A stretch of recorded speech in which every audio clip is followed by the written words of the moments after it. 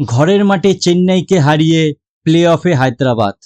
18ই মে চিপক স্টেডিয়ামে গ্যালারি জুড়ে শুধু একটাই গর্জন, থালা থালা। চেন্নাইয়ের ঘরের মাঠে এই মরশুমে শেষ ম্যাচটা কি শুধু একটা ম্যাচ ছিল, নাকি বিশ্ব ক্রিকেটে অন্যতম সেরা অধিনায়ক মহেন্দ্র সিং ধোনির বিদায়ের রূপরেখা?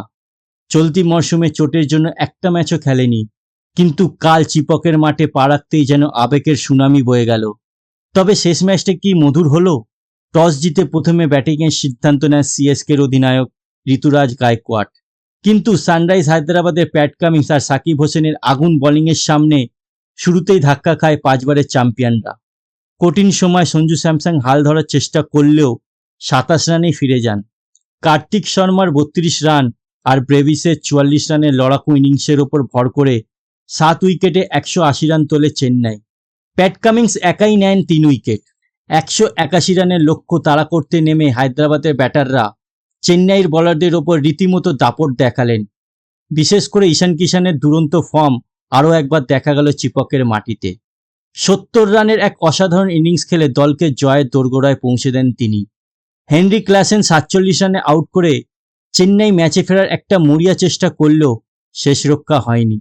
ঘরের মাঠে চেন্নাইকে হারিয়ে প্লে অফে কোয়ালিফাই করে গেল হায়দ্রাবাদ।